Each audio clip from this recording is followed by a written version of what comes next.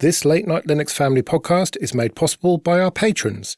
Go to latenightlinux.com/support for details of how you can join them. Support us on Patreon for access to ad-free episodes and early releases. That's latenightlinux.com/support. Hello and welcome to episode 99 of Linux After Dark. I'm Joe. I'm Chris. I'm Gary. And I'm May. Welcome back all. It's part 2 of our £50 Linux hardware challenge. Listen to episode 98 first, if you haven't already, where we talked about what we bought and why.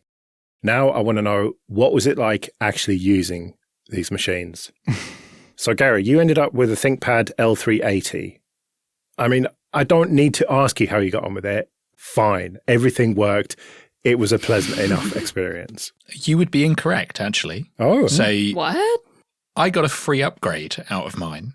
The one that I ordered was the absolute base model i3 ThinkPad L380. Mm. So it was an i3, non-touch, 8 gigs of RAM, 256 gig NVMe. Presumably the 720-ish p screen as well. Nope. All of the L380s are 1080 IPS. Can confirm. Oh, nice. Yeah, so another nice bonus.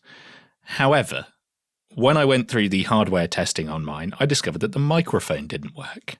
And the quote from the listing was, "This has been tested and fully refurbished by our qualified technicians." So I started a return on eBay, and they offered to send me a replacement ThinkPad L380. And the replacement ThinkPad L380 that I received had the i5 8250U, which is a proper quad-core 8-thread i5 versus the dual-core 4-thread i3 that I had paid my £50 for. So out of the gate, I had already gotten a win there. Nice.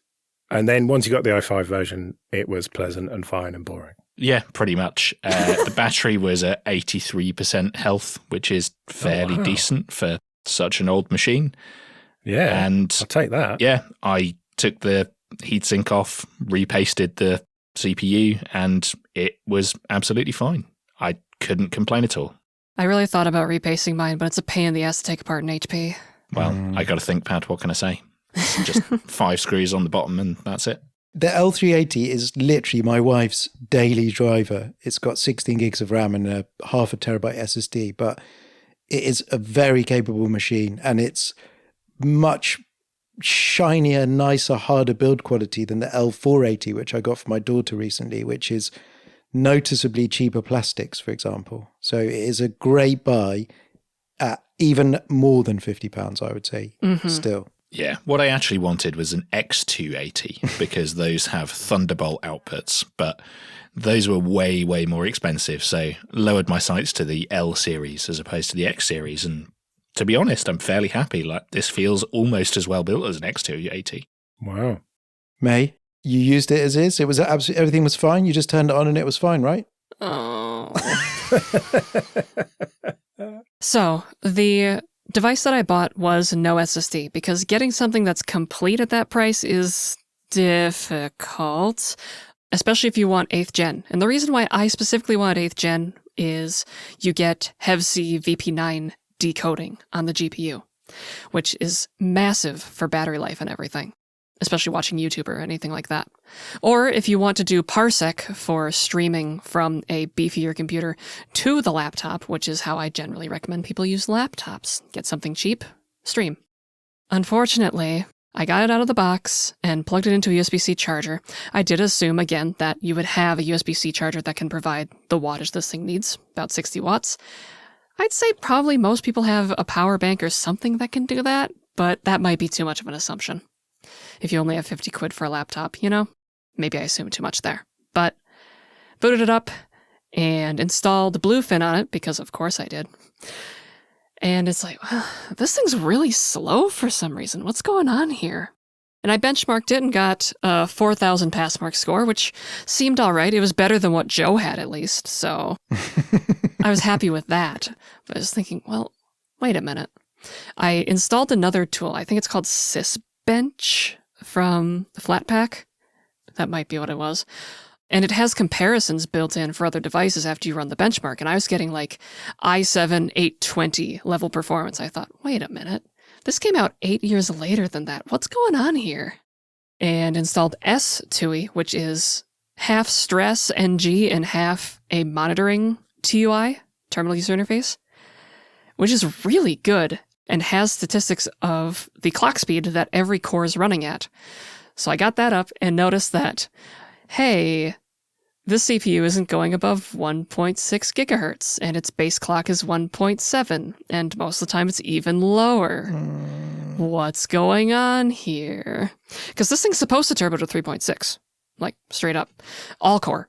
Even on a single core load, it wouldn't go above 1.9, which is rough for 8th gen core. What I ultimately found out was there's a grayed out option in the BIOS called Allow Turbo on DC. And it said, your battery isn't good enough to allow for this feature. I thought, oh no, that's not good. So I bought a battery for $20 to put in this laptop because I mentioned it didn't come with an SSD. It also didn't come with a battery. Oh, at all? No battery at all. Oh. Usually, that's fine. If you power most laptops just off of DC, or like wall charger, it's fine. Also, I found out that the option in the BIOS doesn't even matter because when it says DC, it means battery. Turbo Boost was enabled, but it seems like HP limited this laptop probably because they were afraid of dodgy USB-C chargers. If you don't have a battery or the battery is completely dead, it won't turbo even on like shore power. But putting the battery in fixed it then? Putting the battery in, I mean, I got a $20 eBay battery, which I'm pretty sure is going to light on fire at some point. But it's 44 watt-hour design, and it actually hits that. It has 100% capacity according to the computer's controller. And it lasts as long as it should for that. So I have no idea how that happened. I don't know how long it's going to last. Additionally, I got a Lucky Dip SSD for it. Because it turns out if you're trying to buy an SSD for $7.50, the only thing you can do is Lucky Dip listings on eBay where it's just like, well, it's going to be NVMe, it's going to be 128 gigabytes, whatever else happens. And I actually got a really good SSD out of the deal. Albeit quite heavily used. So it is a server SSD, actually, which was kind of surprising to me. A light-on model, which probably shipped in at Dell or something, as an SSD cache for hard drives, because it has 92 terabytes written. But the endurance is 150 or something, isn't it? 140 terabytes written is fine, and in a laptop use case, it's not going to hit that. Yeah. Also, it's a 128 gigabyte SSD, it's 8 years old, and hey, back up your data, damn it. So Chris, as a reminder, you got a Fujitsu as Primo 7th gen i5 small form factor desktop machine. How did you find it, and what upgrades did you do to it? So I got it out. It was very, very dusty. And I booted it from a live Linux USB because it only had a 500 gigabyte spinning Rust drive in it, which wasn't declared on the listing at all because it was so cheap. It just had pictures of the machine and the fact that it was a i5 7th gen. And I did not want to boot from spinning Rust on what was almost certainly running Windows. So I live booted and looked, and the disk was completely full of confidential data from an unnamed opticians in Manchester. Like, I'm talking pictures of people's eyes, pictures of people's faces, documents from our National Health Service with like confidential in red written all over them, which should really be reported to the ICO. But look, no one's going to win out of that. So I just deleted the drive in the end. But it had 5 years of power on time and only 100 power cycles. So I literally think it's been on a trolley in an optician's, never turned off because it takes so long to boot. And I did upgrade the BIOS, which you can do by dumping the file on a FAT32 thumb drive in the right directory structure. And then I went to make myself a cup of tea and I came back and it had booted into Windows. So I didn't know the password, but it took ages to get there. And I was like, how are people using this? It does have an NVMe M.2 slot on the board that was unoccupied. I only spent £32, so I did the SSD Lucky Dip. $9.99, undeclared brand and type. Yes. 256 gigabyte NVMe.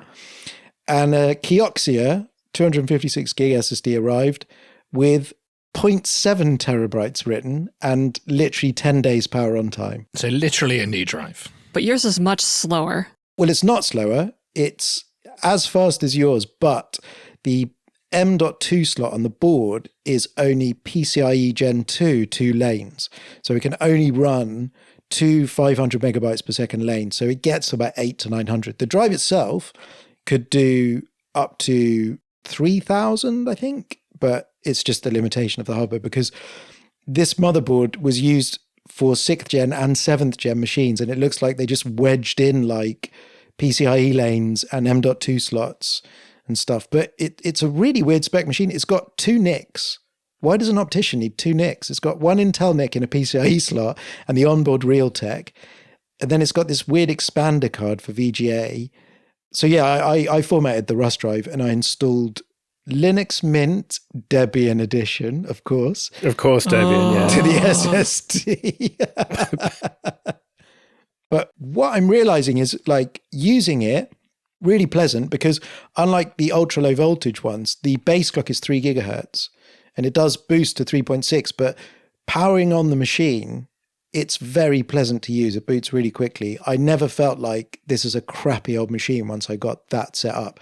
And I think the benchmark is about the same as the 8th gen U series when you look them up. Obviously it uses more electricity, but it's perfectly respectably usable. And I would gladly give it to someone else to use as a desktop machine if they were running Linux as well. And Jay, surely your crappy iMac was completely useless as it came out of the bin bag. Well, no, the one out of the bin bag went back, remember, and I bought a different one, which was a late 2013 iMac. So I installed Ubuntu on it, obviously. And look, we all remember the spinning Rust challenge and what that means to use a computer. Once things are loaded, it's absolutely fine. It's just waiting for things to load, waiting for it to boot, waiting for Firefox to start. But once you're in Firefox, once you're watching a YouTube video, it's fine. Once you're editing some documents, it's fine. And I'm not going to say it was pleasant to use because of having to wait for stuff, but I could just about use it with the spinning Rust. That said, I just happened to have a sort of £7.50 adhesive kit that, I don't know, I must have accidentally ordered on Amazon or something. Sure. Yeah. In the £50 budget, was it? Yeah. And I also happened to have a reasonable old SSD that Martin Wimpress of Linux Matters gave me, which is like a 500 gigabyte SSD. I didn't even know that they had branded SSDs until he gave me them. But anyway, so I stuck that in it. So opening it up, I had to buy the kit. So you get like these adhesive stickers. Oh, I mean, I already had it. And you get this little plastic pizza slicer little thing because you have to slice through the adhesive. Because annoyingly, the Core 2 Duo iMacs, the screen's just held on by magnets. So you just get like these sucker things and just pull it really hard and it just pops off.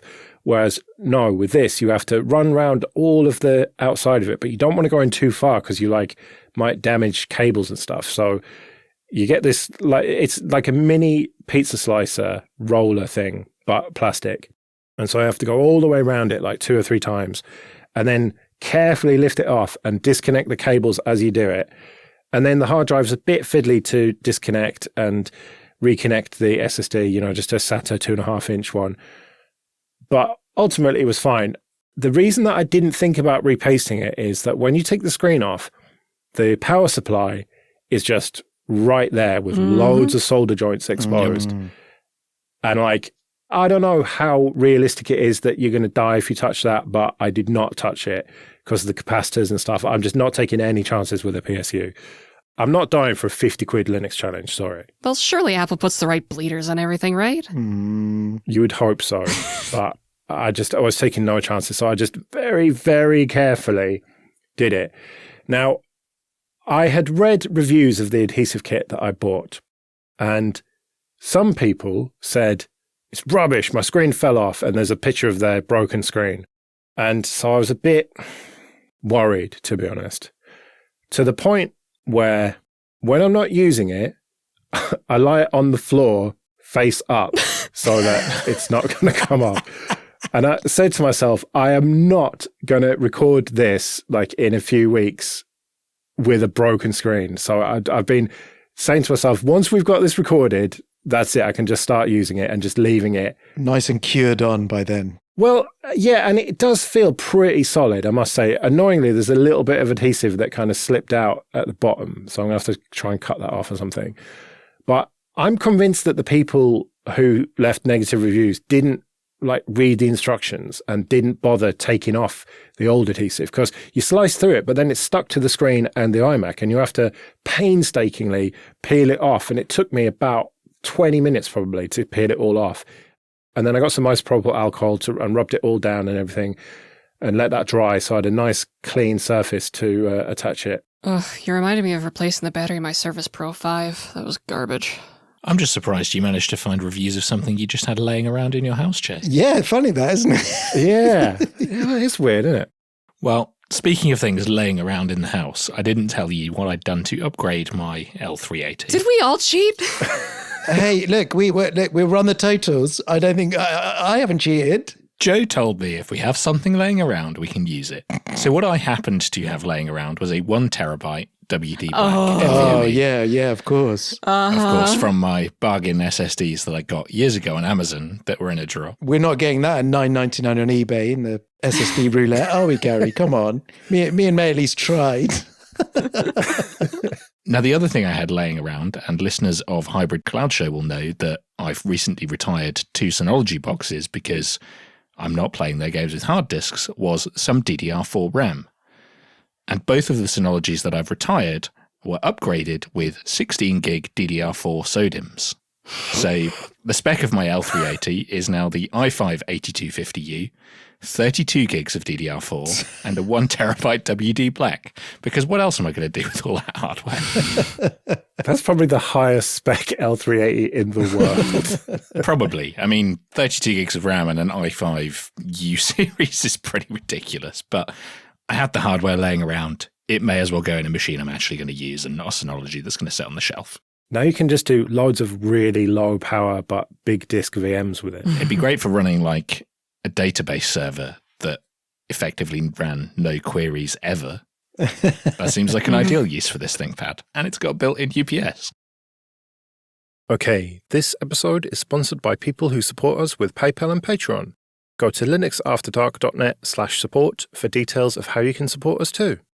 Patreon supporters have the option to listen to episodes without ads like this. And it's not just this show.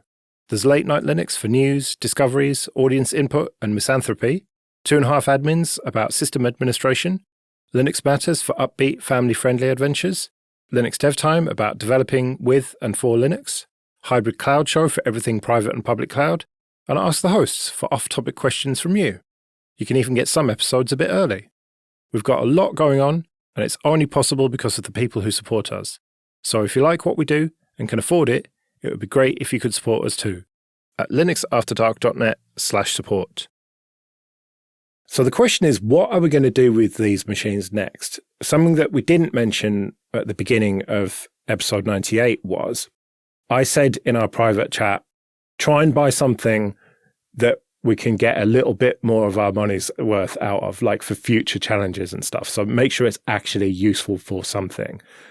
So what are we going to use them for, and what are we going to do next with them, and what challenges are we going to come up with? So mine is a very good, 1080p, reasonable keyboard, trackpad, everything. It even has a track point knob. What I'm going to do with it is just use it as a laptop when I don't want to use my framework. It's a little beaten up, but it's actually, I think, got better battery life than the framework. And a 1080p screen that isn't crazy. So it's going to go in the stack in rotation, essentially. Pretty much.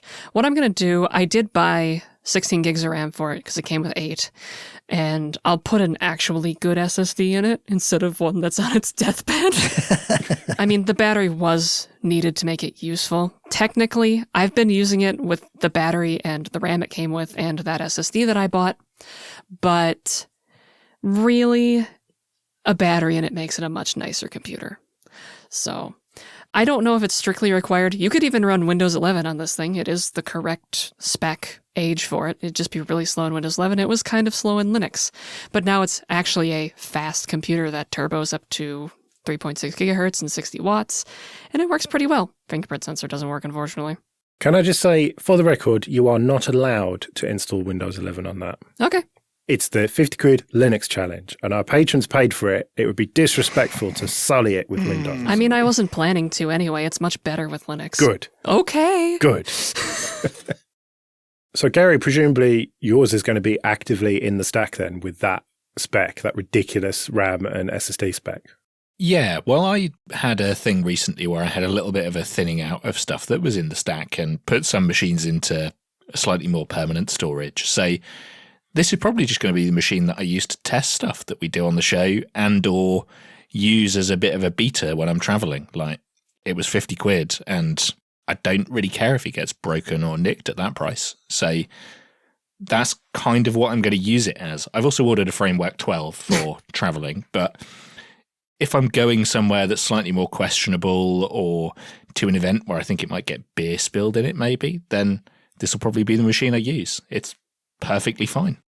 Yeah, the ProBook is really nice as like it's already kind of beaten up. If I need to like take something outside or mess with it, it's a good laptop, and it is a good laptop in every sense of the word. Yeah, that's kind of the thing with mine. Like, someone has already done the throwing it in a bag, chipping bits of the cover off, scratching asset tags off of it with a screwdriver. So wait, what? I'm genuinely not that worried about it. And I've already used it as such. Like, when I left my previous job, I was without a laptop for a few weeks, and this was the machine I just threw in my bag when I was traveling around and didn't really have to worry about it. It was exactly like having a work machine, to be honest. So, Chris, what are you going to do with yours? Are you going to turn it into some sort of headless box? Well, yeah, this is the thing. So it does lend itself to that, I think, because it's got 2 NICs, it has 3 SATA ports, it has 2 genuine 3.5-inch bays. This is all stuff that gets lost in the 8th gen and onwards. Oh, right. It's usable as a desktop, but the power use is probably a consideration there, maybe. And also, I'm considering making it replace the Eddie Murphy so I can give Eddie Murphy to my sister. As a recap, that is your dodgy cobbled together NAS. Yeah, because at the moment I have the EFI partition on a USB flash drive. The root partition is on NVMe in a PCIe adapter, and it's only got one official 3.5-inch drive bay, and the other one is a Supermicro cage command stripped into the void where a normal power supply would be. So now, listen, it has complete uptime, and it passes the monthly scrub. It's got 2 1 terabyte NAS, like proper NAS hard drives in it. It's perfectly functional to give to my sister who wants something to dump her photos onto a file system that's going to look after them, and I can set up cloud backups. And then I can put this machine in its place. The only thing is that what May said way back at the beginning is these are cheaper than any Optiplex or ProDesk or Elite Desk because they're just not really on people's radar. I've never bought one. Maybe they're not reliable enough for me to do that. But Chris, es primo. There's a lot going for it, you know. So I'm genuinely thinking about doing it because these boxes are so cheap. And as you said, Joe, it's not going to run Windows 11. So the prices of these are just going to drop down and down and down. And it's still got the same iGPU as an 8th gen. So you get the same QuickSync performance and everything else. So that is most likely what I'm going to do with it. It will become my under the TV 2-drive ZFS mirror NAS. And let's face it, as long as the power supply doesn't die and take the discs with it, you can just buy another one for 30 quid if uptime isn't a problem. Exactly. You did remind me that, yeah, having ports is nice. I have USB-C to everything because, again, framework. But the ProBook has an Ethernet port on it. It is large enough to just have an Ethernet port on it and tons of USB. And it's really nice to have a laptop that has the things that you need to use. Yeah, that's the thing I really like about the L380, minus Ethernet because it has some weird proprietary port for the dongle. I don't know why they didn't just put another USB-C port there. But it has full-size USB, it has micro SD, it has a headphone jack, it has 2 USB-Cs. These are things that my daily carry laptop currently doesn't have. And I'm probably taking up more space with a MacBook Air and a dongle to plug HDMI and Ethernet and stuff in than I would be if I just threw this L380 in the bag. And I'd kind of forgotten that laptops have ports. Well, what am I going to do with my late 2013 21-inch iMac? Run it until the wheels fall off, put them back on and run it again?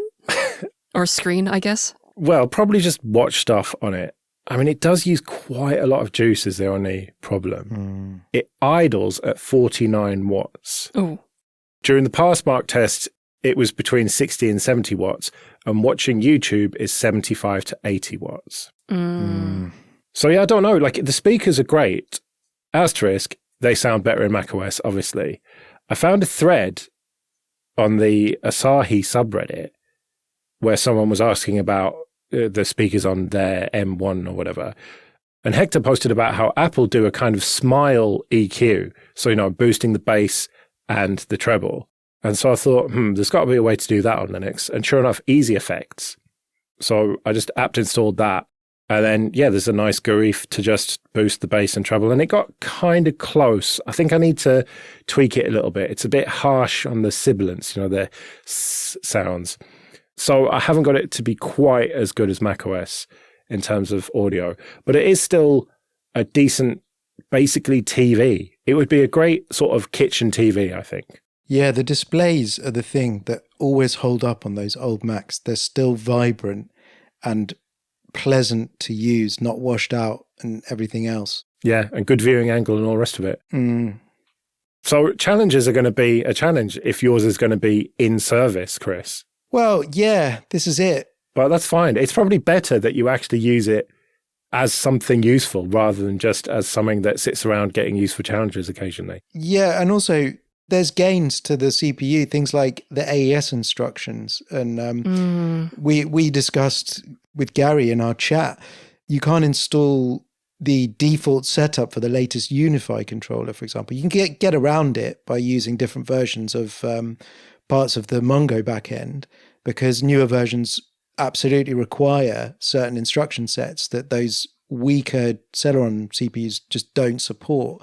And it's stuff like that. And just the robust nature, because it runs off a laptop power supply, the current one. All of that stuff that I said is inside. Like, it's fine. I don't stress it that much, but it would open the door a little bit to being useful. And yeah, I think having something like that in service might be beneficial in terms of what we're running as headless boxes, because £31. We can revisit these devices in the future. Yeah, maybe we'll have to do a 20 quid challenge in the future. Oh, that one's going to be hard. That could be really fun, actually. I found something for £10 that I could have bought, and I was very tempted. Well, I got my Optiplex, which is sort of roughly similar performance to this iMac, and I got that for 20 quid. So there are usable machines out there for surprisingly little money. All right, everyone. Stay tuned for the free computer challenge. Well, we will definitely come back to this in the future with future challenges and updates and that kind of thing. But for now, we'd better get out of here. We'll be back in a couple of weeks with episode 100. But until then, I've been Joe. I've been Chris. I've been Gary. And I've been May. See you later.